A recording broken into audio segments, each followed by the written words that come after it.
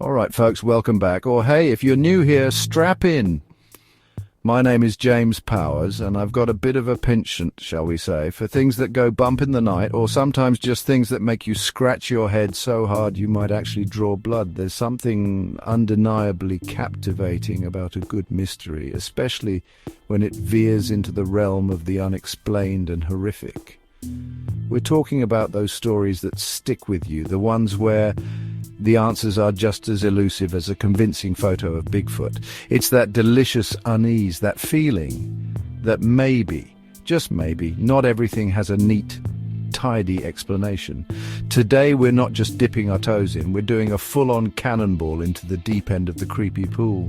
We'll be sifting through the evidence, or lack thereof, connecting the dots that refuse to connect, and generally poking around in the dark corners of history where the truly unsettling stuff likes to hide. Join me as I dive into some of the creepiest unsolved horror mysteries out there and see if I can make sense of the unexplainable. Spoiler alert, I probably can't. But hey, it's the journey, right? The journey into utter bewilderment. So, grab your tinfoil hats, your skeptical goggles, or just a comfy blanket to hide under, because things are about to get weird. We're going to explore tales that have baffled investigators, terrified communities, and inspired countless nightmares. From spectral shenanigans to murders most foul and mysterious, we're covering a lot of spooky ground. My goal here isn't necessarily to solve these things, because let's be honest, if smarter people than me haven't cracked them in decades, my chances are slim. But we can definitely explore the theories, the facts, and the sheer unadulterated weirdness of it all. Let's get started. All right, first up, we're heading to the icy slopes of the Ural Mountains in Russia back in 1959. This is the infamous Dyatlov Pass incident. Sounds like a cheery vacation spot, right? Wrong. 9 experienced ski hikers, mostly students from the Ural Polytechnical Institute, set out on an expedition. These weren't amateurs, mind you. They knew their way around the wilderness. They were supposed to send a telegram when they finished their route around February 12th. When no word came, search parties were sent out, and what they found was, to put it mildly, deeply unsettling, and has remained a head-scratcher ever since. On February 26th, the searchers stumbled upon the group's abandoned tent on Kolotsiakl, which, by the way, translates from the local Mansi language to Dead Mountain. Ominous, you bet. The tent was heavily damaged, but here's the kicker. It had been cut open from not ripped by an animal, not torn by the weather, but sliced by someone who was clearly in a hurry to get out. Their belongings, including their shoes and warm clothing, were all still inside. In the middle of a Russian winter in sub-zero temperatures, these experienced hikers fled their shelter practically naked. Why? That's question number 1 of about 1 million. The first 2 bodies were found about a mile away, downhill, near a makeshift fire under a large pine tree. They were barefoot and dressed only in their underwear. The branches on the pine tree were broken up to 5 meters high, suggesting someone had tried to climb it, perhaps to look for something, or escape from something. 3 more bodies, including that of Igor Dyatlov, the group leader, were found between the camp and the pine tree, seemingly having succumbed to hypothermia while trying to return to the tent. Again, mostly undressed. So far tragic, but perhaps explainable by some sudden panic. But then things got weirder. It took another 2 months, literally 2 whole months, before the remaining 4 hikers were found, buried under more than 4 meters of snow in a ravine, a bit further away from the others. And these 4 folks, had some truly horrific and bizarre injuries. One, Lyudmila Dubinina, was missing her tongue, eyes and part of her lips. Another, Semyon Zolotaryov, had crushed ribs but no external trauma, as if he'd been squeezed by an immense force. Nikolai Thibault-Brignolel had significant skull damage. Alexander Kolovatov, well, he was just sort of there with them, also deceased. The medical examiner determined that the injuries sustained by 3 of these hikers were inconsistent with an animal attack and were more akin to the force of a car crash, yet there were no signs of a struggle, no external wounds corresponding to the internal damage on some of them. It was as if they'd been hit by an invisible truck. The official investigation concluded that the hikers died as a result of a compelling natural force. Vague much, that explanation satisfied absolutely no one and has only fueled decades of speculation. It's the kind of conclusion that just screams we have no earthly idea. Please stop asking. So, what theories are we working with here? Avalanches are a popular one, but the experienced hikers knew the area. The slope wasn't steep for a typical avalanche, and some of their tracks were visible leading away from the tent, which isn't typical if you're being swept away. Plus, why cut your way out of the tent for an avalanche? Infrasound causing panic, maybe. Secret military weapons testing gone wrong. The area wasn't known for it, but it's Russia, so who knows? Some reports mentioned strange orange spheres in the sky around that time, leading to UFO theories. And then there are the more colourful theories.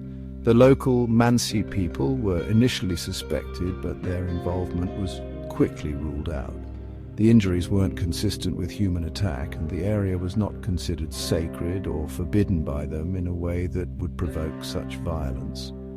Of course, you can't talk about a Russian mountain mystery without someone bringing up a Yeti. Yes, the abominable snowman. While I'm, shall we say, about a giant ape-man running around mauling hikers, the sheer weirdness of the injuries makes people grasp at straws. Ultimately, the Dyatlov Pass incident remains one of the most chilling and perplexing unsolved mysteries of the 20th century.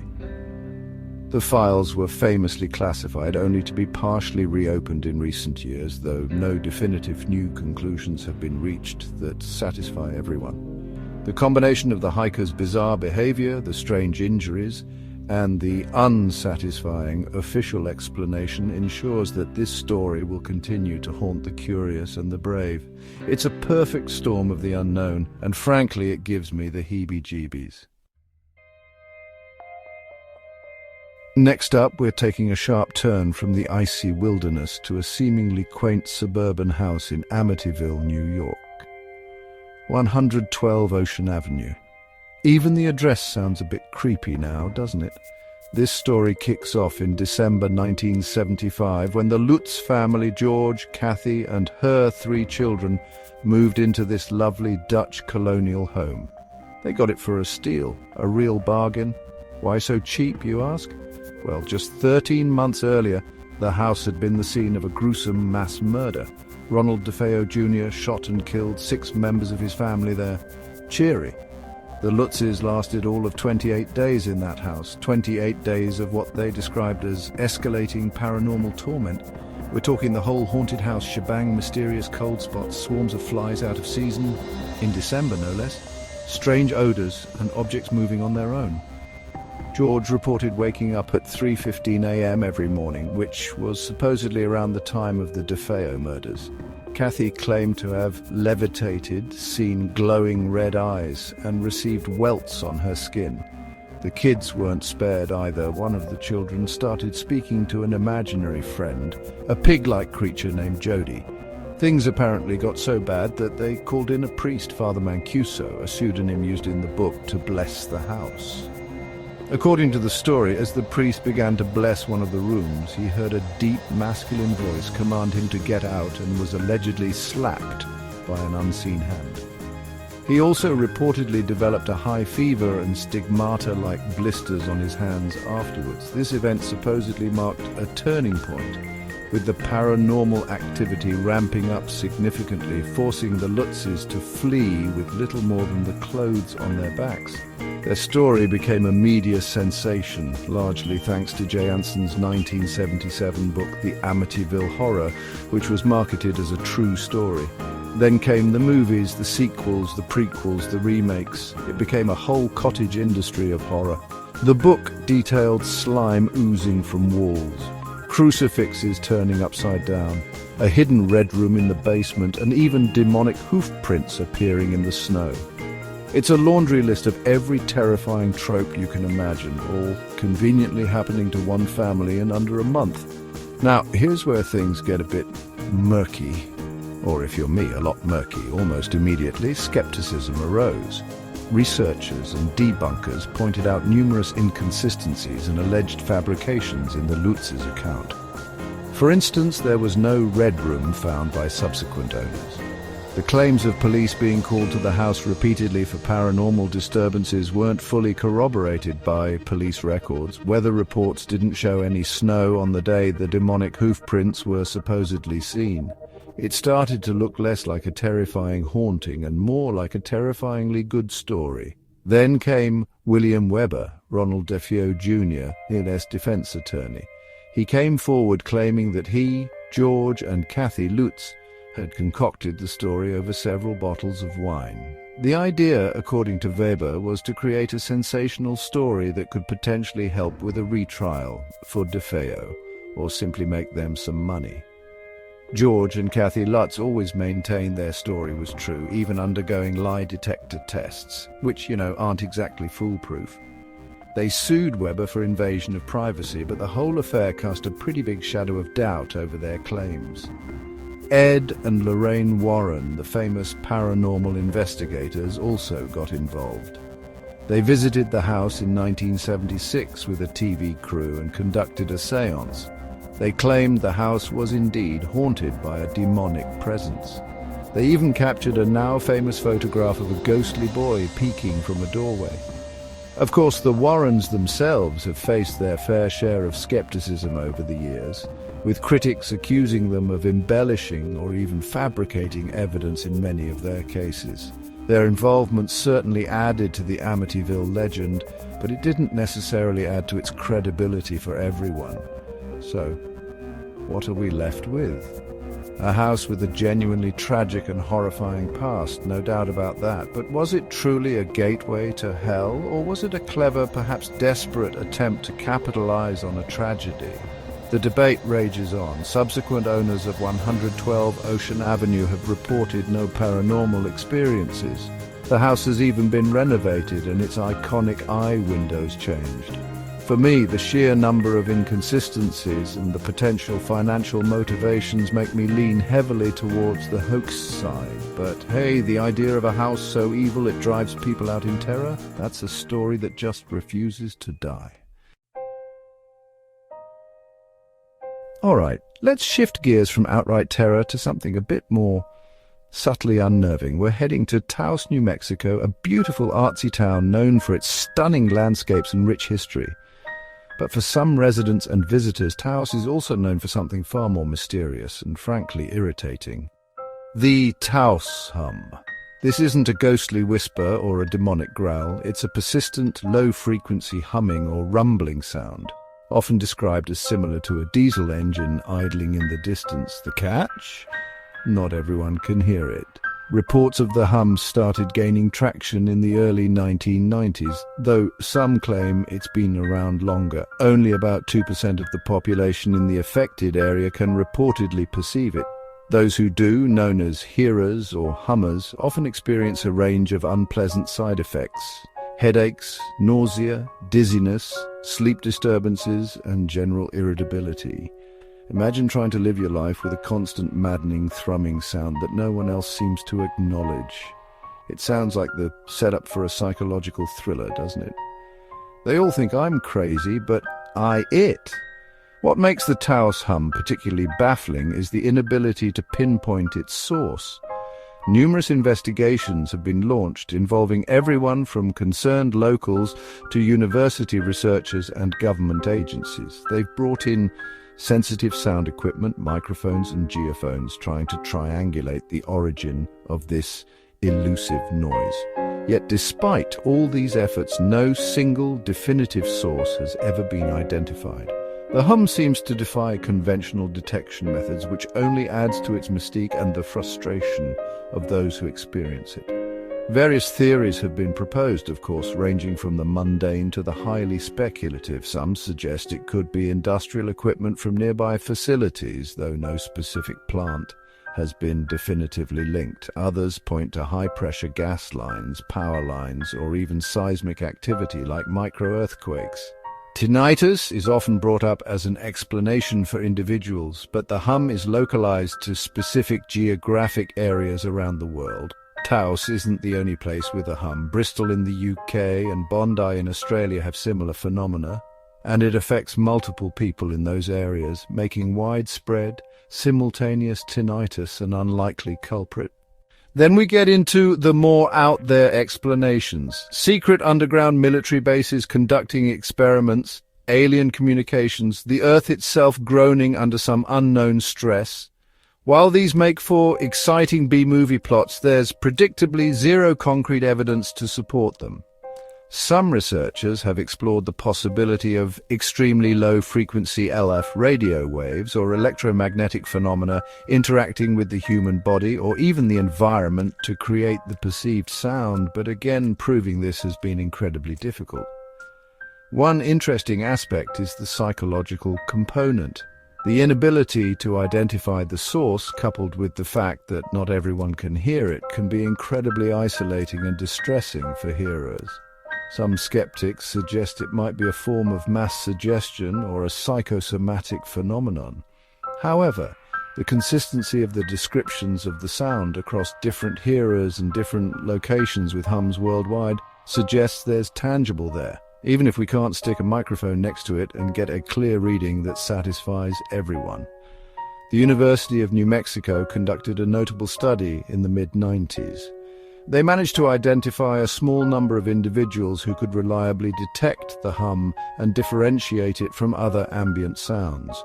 However, their equipment failed to pick up any distinct acoustic signal that corresponded with the hearer's perceptions. This led to some pretty frustrating conclusions, basically saying, yes, some of you genuinely seem to be experiencing this, but our fancy machines can't find it. Not exactly helpful for those losing sleep over it. So the Taos hum remains an enigma. Is it a subtle environmental noise that only a few are sensitive to? Is it a collective auditory illusion, or is it something stranger still?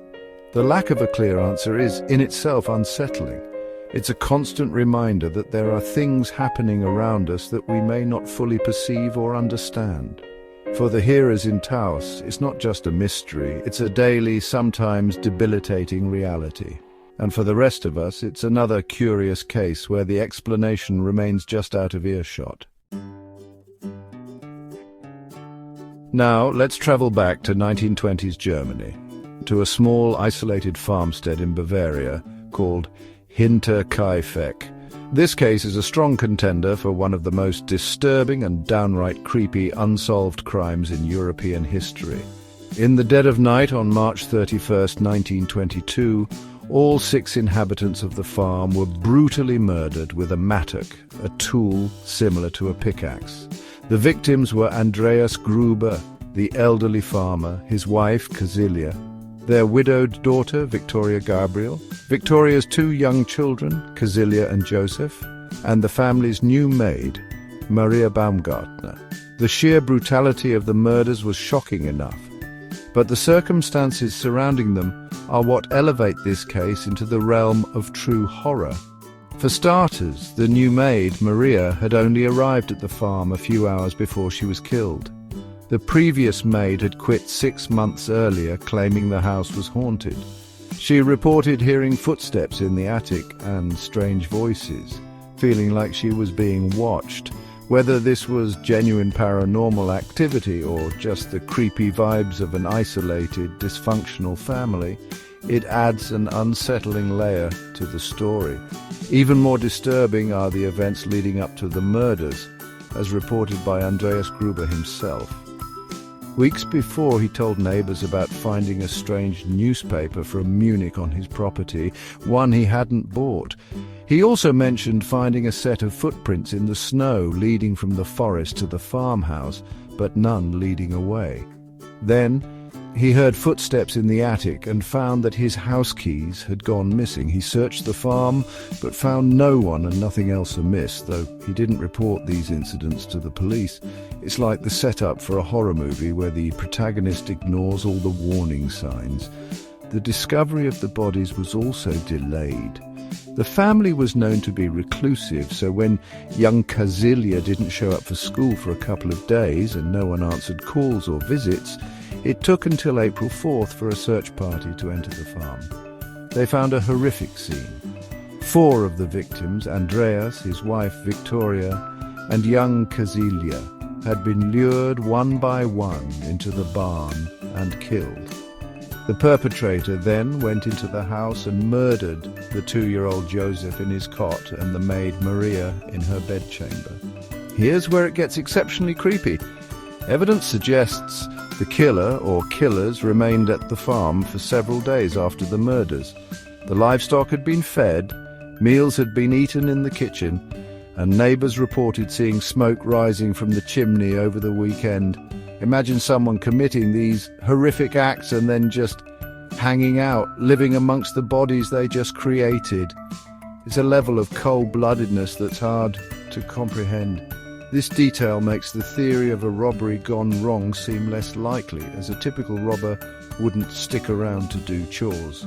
Over the years, more than 100 suspects have been questioned, but no one has ever been convicted of the crimes. Theories abound. Was it a spurned lover of Victoria's? There were rumors about her private life. Was it someone Andreas Gruber had swindled or argued with? He was known to be a difficult man. Some even suspected Victoria's husband, Carl Gabriel, who was supposedly killed in World War I. What if he hadn't died and had returned to find, well, a complicated family situation? Though his death was generally accepted, the desperation for answers led people down many paths. The murder weapon, the mattock, was found in the attic a year after the crime, hidden. The heads of the victims were sent to Munich for examination by clairvoyants. Yes, you heard that right. This was the 1920s, and forensic science wasn't what it is today. Predictably, the clairvoyants offered no useful insights. The bodies were eventually buried without their skulls, which were lost during World War II. It's just one bizarre detail after another in this case. The isolation of the farm, the strange preceding events, the brutality of the crime, and the fact that the killer apparently lived on the farm for days afterwards have cemented Hinterkaifeck as a truly chilling mystery. It feels like a dark folktale come to life. The idea that someone could be hiding in your home, observing you before committing such an atrocity, is deeply unsettling. Even today, the case is periodically re-examined, but with the passage of time and the loss of evidence, a definitive solution seems increasingly unlikely. It remains a horrifying testament to unsolved evil. Chapter 5. The Bell Witch, an American haunting that freaked out a future president. All right, let's hop across the pond to early 19th century Tennessee, specifically to Adams, Robertson County. This is where we encounter one of America's most famous and frankly terrifying folkloric hauntings, the Bell Witch. This isn't your subtle, creaky door kind of ghost story. We're talking about a malevolent entity that allegedly tormented the Bell family, particularly John Bell Sr. and his youngest daughter Betsy for several years, starting around 1817. And this entity, folks, was reportedly a talker, and a very abusive one at that. The phenomena began innocuously enough, with strange knocking sounds on the doors and outer walls of the Bell family's log cabin. Soon the family started hearing faint whispering voices, which grew louder and more distinct over time. They described sounds of chains being dragged, gulping and choking. The entity eventually identified itself, or rather was given the name Kate by the family, after it claimed to be the witch of a local woman named Kate Batts, with whom John Bell had apparently had a business dispute. Though Kate Batts herself was still alive at the time, so make of that what you will. Kate the entity quickly escalated from making annoying noises to outright physical abuse. Betsy Bell was a primary target. She reported being slapped, pinched, having her hair pulled, and being stuck with pins by an unseen force. Visitors to the Bell home, curious about the strange tales, also reported experiencing the witch's wrath. Blankets would be yanked off beds, people would be slapped, and the entity would engage in conversations, often vile and abusive, with anyone present. It supposedly knew people's secret thoughts and past misdeeds, which, you know, is not a great quality in a houseguest. One of the most famous aspects of the Bell Witch legend is the alleged visit by General Andrew Jackson, who would later become President of the United States. Intrigued by the stories, Jackson supposedly decided to visit the Bell farm with his entourage to investigate. According to the tale, his wagon got stuck, with the wheels refusing to turn until a disembodied voice, presumably Kate, announced it would let them proceed. Later, one of Jackson's men, a self-proclaimed witch-tamer, was violently attacked by the entity. Jackson reportedly left the next day, stating, "I had rather fight the entire British Army than to deal with the Bell Witch." Now, historical evidence for Jackson's visit is a bit thin, but it sure makes for a great story. The entity seemed to have a particular vendetta against John Bell Sr. It would curse him, threaten him, and allegedly caused him physical ailments. His health declined rapidly during the period of the haunting, and he suffered from facial seizures and difficulty swallowing. Kate would often shriek with delight when he was in pain. In December 1820, John Bell died. The family found a strange vial of liquid near his bed, and when they gave a drop to the cat supposedly died instantly. Kate then triumphantly claimed, "I gave old Jack a big dose of that last night, and that fixed him." Charming.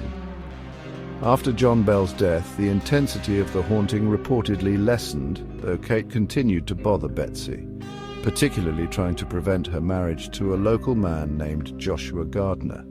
The entity supposedly disapproved of the match. Eventually, Betsy broke off the engagement, and Kate became less active, promising to return in 7 years. It did apparently make a brief return in 1828, primarily interacting with John Bell Jr., discussing profound topics like the origins of the universe and the future, before departing again, this time promising to return in 107 years, which would have been 1935. There are no credible reports of its return. The Bell Witch story has all the hallmarks of a classic, terrifying poltergeist case, amplified by the entity's supposed intelligence and conversational abilities. Skeptics, of course, have offered more earthly explanations. Some suggest it was a hoax perpetrated by someone in the family, perhaps Betsy herself, to get out of an unwanted engagement or for attention. Others point to Richard Powell, the local school teacher who was friends with Betsy and later married her, as a possible ventriloquist or trickster. The psychological stress within the family, perhaps related to unknown abuse or tension, has also been cited as a potential factor. Regardless of the explanation, be it a genuine malevolent spirit, a complex hoax, or a manifestation of psychological distress, the Bell Witch legend has endured for over 2 centuries. It's a cornerstone of American folklore, inspiring books, movies, and countless campfire stories. The sheer vindictiveness and personality attributed to Kate make it a particularly chilling tale. It wasn't just a bump in the night, it was an interactive, abusive presence that allegedly tormented a family to the point of death. And that, my friends, is undeniably creepy. Chapter 6. The Winchester Mystery House, built by fear and maybe some ghosts. All right, let's head west to San Jose, California, to a house that is less haunted in the traditional sense of a malevolent entity and more a bizarre, sprawling monument to one woman's grief, fear, and perhaps her belief in the supernatural. I'm talking about the Winchester Mystery House, the labyrinthine mansion built by Sarah Winchester, widow of rifle magnate William Wirt Winchester. This place isn't just big, it's intentionally, bewilderingly confusing, and the story behind its construction is just as odd as its architecture. Sarah Winchester inherited a massive fortune, around $20 million, a colossal sum in the late 19th century, and a 50% stake in the Winchester Repeating Arms Company after her husband's death from tuberculosis in 1881. This tragedy followed the earlier death of their infant daughter Annie years before. Consumed by grief, Sarah supposedly sought guidance from a Boston spiritualist medium. According to popular legend, the medium told her that her family and fortune were cursed by the spirits of all the people killed by Winchester rifles. Yes, an army of angry ghosts. The medium's alleged solution? Sarah needed to move west and build a great house for herself and these spirits, but here's the catch: construction on the house must never cease. If the hammering ever stopped, the spirits would supposedly claim Sarah's life. So, in 1886, Sarah bought an unfinished farmhouse in the Santa Clara Valley and began what would become a 38-year continuous construction project, 24 hours a day, 7 days a week, 365 days a year, until her death in 1922. Talk about a demanding renovation. The result is a sprawling architectural oddity. The Winchester Mystery House boasts approximately 160 rooms. The exact number is debated as it was constantly changing, including 40 bedrooms, 2 ballrooms, 47 fireplaces, over 10,000 panes of glass, 17 chimneys with evidence of more, 2 basements and 3 elevators. But it's not the scale that's most bizarre. It's the design. We're talking staircases that lead directly into ceilings, doors that open onto blank walls or sheer drops to the outside, windows built into floors, tiny rooms and long winding hallways that seem to go nowhere. Many of these strange features are attributed to Sarah's attempts to confuse the vengeful spirits she believed were haunting her. For example, she supposedly slept in a different bedroom each night to elude them. There's a famous switchback staircase with 7 flights and 44 steps, but it only rises about 9 feet, with each step being only 2 inches high, supposedly to accommodate Sarah's debilitating arthritis, but also perhaps to make it harder for spirits to navigate. Who knows? The number 13 also features prominently 13 bathrooms, windows with 13 panes, 13 ceiling panels in some rooms. Sarah Winchester herself was an enigmatic figure. She was reclusive, often wearing a veil and rarely seen by her staff or the public. She reportedly held nightly seances in a special room, the Blue Room or Seance Room, to communicate with the spirits and receive her building instructions for the next day. She would supposedly enter the room alone at midnight with a bell and emerge hours later with new, often bizarre plans for her carpenters, who were paid handsomely to work around the clock and never question her designs. Now, as a skeptic, I have to wonder how much of this is verifiable fact and how much is legend embellished over time, especially after the house became a tourist attraction. There's no doubt Sarah Winchester was an eccentric woman who spent an enormous fortune on a bizarre and ever-expanding house. The grief over losing her child and husband could certainly have led to profound psychological distress and perhaps a susceptibility to such beliefs. Or maybe she was just a really avant-garde architect with too much money and time on her hands. Some historians suggest a more pragmatic, if less spooky, explanation for the continuous construction. Sarah was an intelligent woman with a keen interest in architecture and engineering. The constant building might have been a way to keep a large workforce employed, a form of philanthropy. Or perhaps it was simply her hobby, her way of coping with immense loss, a project that gave her purpose. The oddities could be experiments or simply the result of having no master plan and constantly changing her mind. However, the sheer illogicality of many features does lend itself well to the ghost stories. It's hard to explain a door opening onto a 2-story drop as a philanthropic experiment. Regardless of her true motivations, Sarah Winchester created a house that is undeniably unique and deeply unsettling in its chaotic design. It stands as a testament to something, perhaps a profound fear of death, a deep spiritual conviction, an unparalleled eccentricity, or simply a fascinating architectural puzzle. Walking through its endless nonsensical corridors, you can't help but feel a sense of unease and wonder about the mind that conceived it. Ghostly or not, the Winchester Mystery House is a true American curiosity, a sprawling enigma in wood and plaster. Chapter 7. New light on old shadows. Can modern science solve ancient terrors? So, we've waded through some pretty murky waters, haven't we?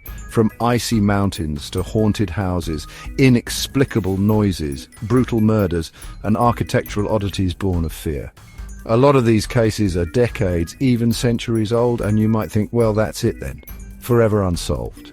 But hold on a second. What about the relentless march of science and technology?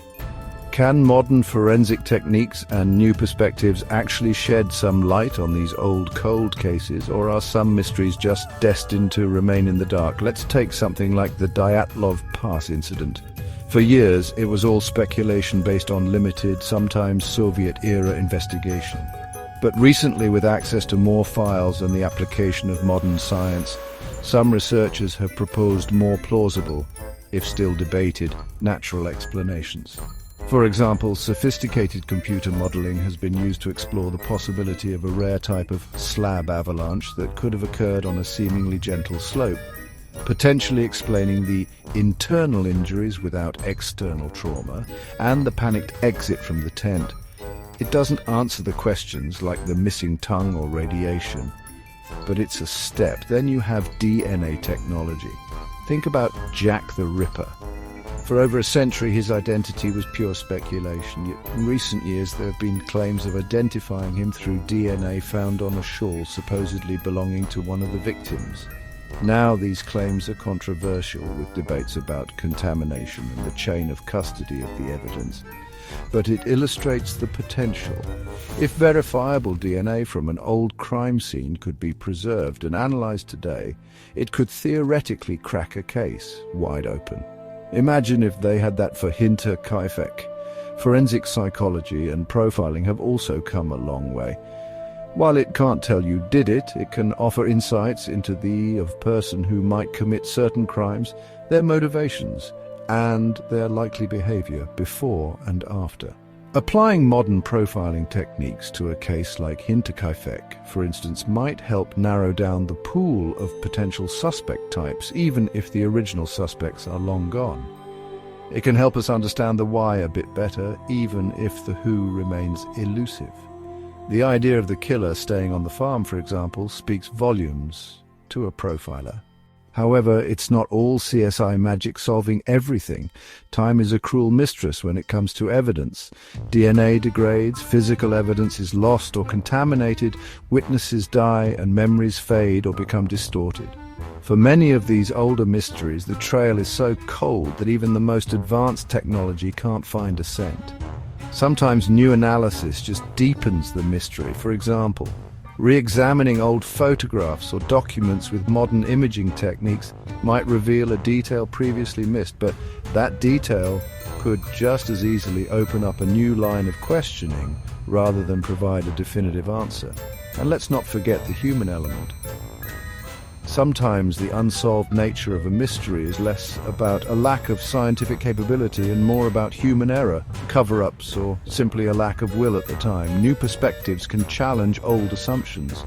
For instance, re-evaluating the social context of the Bell Witch haunting might lead to different interpretations focusing on family dynamics or societal pressures of the era, rather than just accepting the supernatural claims at face value, or dismissing it purely as a hoax without deeper consideration of the why. The Taos hum is a great example where technology is still struggling. We have incredibly sensitive audio equipment, but if the hum isn't purely acoustic in the traditional sense, or if it's at frequencies or in a manner that our current tech isn't designed to capture or interpret correctly in that context, then we're still stumped. Perhaps a breakthrough in understanding human sensory perception or environmental electroacoustics is needed there. It highlights that sometimes it's not just about better tools, but entirely new approaches. Ultimately, while modern science offers tantalizing possibilities for unraveling old enigmas, it's not a panacea. Some mysteries are so entangled in lost evidence, historical context, and the sheer weirdness of human or inhuman behavior that they may forever resist a neat solution. But the attempt to understand, to apply new knowledge to old questions, is part of what keeps these stories alive. It's that hope that maybe, just maybe, one day we'll get a little closer to the truth, even if it's a truth stranger than we ever imagined. Or, it'll just be something disappointingly mundane. That happens too. Outro, still scratching our heads. And that's okay. Well, there you have it. We've journeyed through some seriously creepy and perplexing unsolved mysteries, from the frozen terror of Dyatlov Pass to the architectural chaos of the Winchester House. We've poked at spectral claims, examined brutal crimes, and listened for phantom hums. If you're anything like me, your head is probably spinning with theories, questions, and maybe a lingering sense of unease. And honestly, that's kind of the point. The enduring power of these stories lies in their ambiguity, in the spaces they leave for our imaginations to fill. Encouraging a dialogue about these mysteries, I'm curious to hear your thoughts on the cases I've covered. Have you got a favorite horror mystery, one that keeps you up at night or sends you down a rabbit hole of research? Do you have any theories about Dyatlov or Amityville or any of the others we discussed? Perhaps you have suggestions for future topics you'd like me to dive into with my own brand of skeptical enthusiasm. I'm always on the lookout for a new puzzle to not solve. Let me know in the comments below. And if you're interested in more content like this, be sure to subscribe and hit the notification bell so you don't miss our next descent into the unexplained. Thanks for hanging out with me, James Powers, as we try to make sense of the unexplainable. Until next time, stay curious, stay skeptical, and maybe leave a light on, just in case.